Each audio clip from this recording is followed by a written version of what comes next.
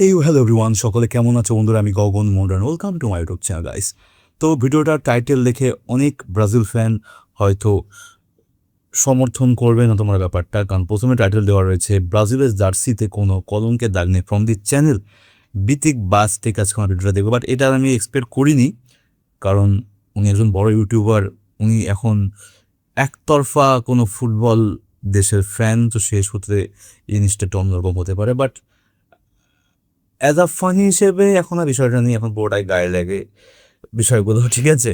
তো আমি কি বলবো, বাট তোমরা পোস্ট করেছো ভিডিওটা দেখার জন্য, একবার চেক আউট করার জন্য, তো অনেক অনেক কিছু মন্তব্য করবে। এমন মন্তব্য হয়তো আমি আমার পাড়ার লোকজনের থেকেও জানি না, বাট তারা হয়তো আমার ব্যাপারেও জানে না। তারা আমরা বিভিন্ন দেশের ব্যাপারে আমরা জানি, কারণ এটাই হয়তো ফুটবল গাইস। তো ব্রাজিল, পর্তুগাল, যাদের প্রিয় প্রিয় যারা ভালোবাসো এই দুটো দলকে, তারা ছিটকে গেছে বিশ্বকাপ থেকে, তারা নেই।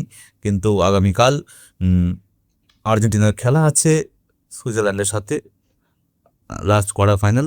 দেখে আর্জেন্টিনা জিততে পারে কিনা। বেশি বকি নিয়েছি, সোজা নামা যাক আজকে ভিডিওতে। লেটস গো গাইস, চলো দেখি কেমন লাগে।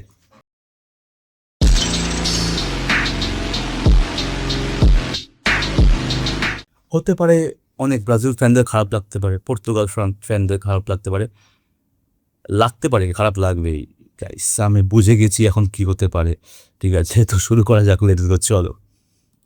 আমাদের এই ব্রাজিলের জার্সিতে ঘামের দাগ আছে, রক্তের দাগ আছে, কাদার দাগ আছে, কিন্তু কোনো কলঙ্কের দাগ নাই। Wow, same to same jersey.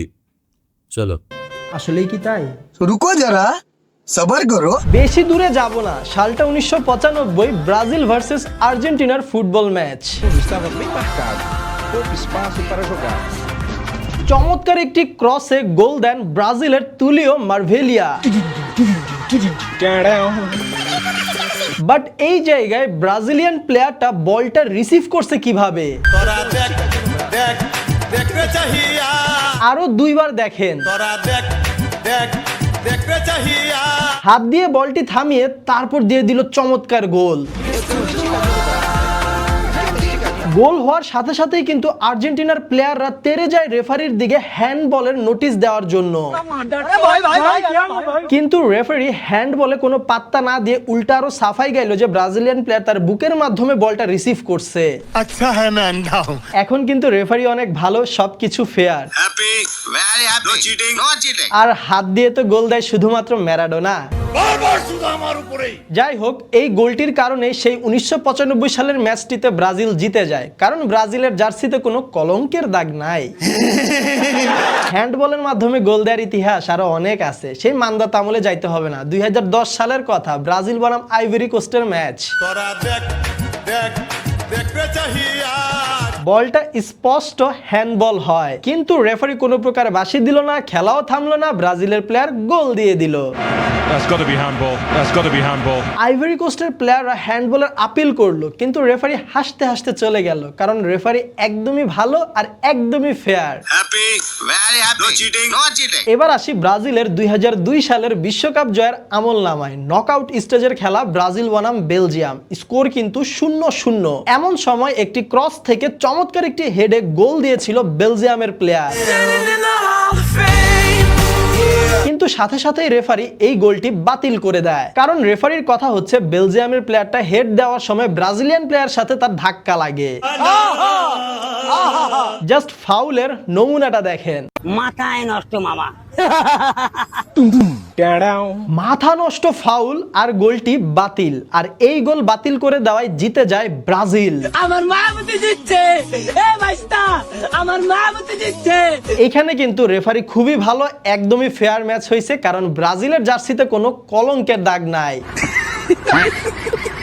আবারও বলি 2002 সালের বিশ্বকাপের কথা, ব্রাজিল বনাম তুর্কি ম্যাচ। খেলা কিন্তু 1-1 সমতায় আছে, খেলার 85 মিনিট হয়ে গেছে। এমন সময় ব্রাজিল একটি অ্যাটাক দিল, আর তুর্কির ডিফেন্ডার ব্রাজিলের প্লেয়ারের জার্সি ধরে টান দিচ্ছে, কিন্তু কোথায়? ডি বক্সের বাহিরে। ব্রাজিলের প্লেয়ার ডি বক্সের বাহিরে ফাউল হলো, কিন্তু রেফারি দিয়ে দিল পেনাল্টি। ওই ম্যাচের কমেন্ট্রি লাইভ খেলা দেখার সময় কি বলতেছিল চলেন একটু শুনি। Should it really be a penalty? But should it really be penalty? মানে ধারাভাষ্যকার নিজে পর্যন্ত মদনা হয়ে গেছে রেফারির ডিসিশন দেখে। সে আরো কি বলে শুনেন। The bulk of the offence seemed to take place outside the area. সে নিজেও বলতেছে যে ডি বক্সের বাহিরে ফাউলটা মনে হয় করা হয়েছে, The bulk of the offence seemed to take place outside the area. কিন্তু তারপরেও দেওয়া হয়েছে পেনাল্টি, কারণ খেলা হচ্ছে একদমই ফেয়ার আর রেফারি খুবই ভালো। ফুটবলকে কলঙ্কিত করার জন্য যা কিছু করা প্রয়োজন সবকিছুই করা হলো। যাই হোক, এই জায়গায় ব্রাজিলের প্লেয়ারটা কিভাবে পড়ে গেছে সেই নাটকের কথা আর নাই বা বলি। অভিনয়ের জন্য নারী সেরা রে। মোট কথা ভাই, 2002 সালের খেলা ছিল এভরিথিং ওকে, সবকিছু ফেয়ার, নো চিটিং, কারণ ব্রাজিলের জার্সিতে কোনো কলঙ্কের দাগ নাই। No fair, referee no fair. Just 1 ঘন্টার রিসার্চ করে এত আমল নামা পেয়ে গেছি, তাহলে চিন্তা করেন ইতিহাস লারা দিলে আর কি কি বের হয়ে আসতে পারে। দেখা হয় নাই চক্ষু মিলিয়া, ঘর হতে শুধু 2 পা ফেলিয়া। এইগুলো মনে হয় সবকিছুই এআই, কারণ ব্রাজিলের জার্সিতে কোনো কলঙ্কের দাগ নাই। ভাগ্যিস 2002 সালের আগে এত পরিমাণের ফেসবুক, ইউটিউব কিংবা এত প্রমাণ রাখার ব্যবস্থা ছিল না, এত প্রচারণাও হইতো না ঠাস ঠুস। যাই হোক ভাই, সবকিছু এআই স্বীকার করে নিলাম, কেউ আবার রাগ করে। তা তো আছে, খালি এমন যদি ইতিহাস ঘাটা হয় তো বহুত টিমের এমন বহুত কিছু আছে গাইস, কিন্তু হেড অ্যাকচুয়ালি আর্জেন্টিনা বহন করে। এটা শুধুমাত্র আর্জেন্টিনা বহন করে হেড, সেটা ফ্যাক্ট না, ব্রাজিলও করে। ব্রাজিলের সেই 2014 সালে জার্মানির বিপক্ষে যে 7 গোল খাওয়াটা, সেটা একটা মানে বাজে রকমভাবে মানে মক হওয়ার একটা বিষয় হয়ে দাঁড়িয়েছে। কিন্তু এগুলো করে, এগুলো ফুটবল গাইস। এরা যদি নিজের দেশ হতো তো ব্যাপারটা অন্যরকম ছিল। কোথায় আর্জেন্টিনা, কোথায় ব্রাজিল, কোথায় পর্তুগাল, কোথায় স্পেন, ফ্রান্স, আমরা নিজের দেশ তো গোল্লাই গাইস। বিশ্বকাপের মঞ্চে কোনোদিন পা রাখতেও পারবে না, এটা আমি ড্যাম শিওর। আমি বেঁচে থাকতে কোনো হয়তো দেখতে পারবো না, কিন্তু উপহাস, হাসি ঠাট্টা এগুলো করি আমরা, এতেই মজা পাই অন্যকে বিদ্রুপ করার জন্য গাইস। বাট অ্যাকচুয়ালি আমরা কখন কোনো নেশনের ব্যাপারে বলি, কারণ তারা ফুটবল খেলে, আর শুধু তারা খেলে না, তারা ওয়ার্ল্ড ডমিনেট করে তারা, ঠিক আছে। তাদেরকে আমরা দেখতে পাই, আমাদের ক্ষমতা নেই সেই জায়গায় গিয়ে সেই খেলা গাইস। এটাই মানে হাস্যকর হলেও কিন্তু কষ্টের বিষয় এটাই। যেন দল সমর্থন করি বা না করি, একটু নিজের দিকেও দেখতে হবে যে আমরা কি স্টেজে আছি গাইস, ঠিক আছে।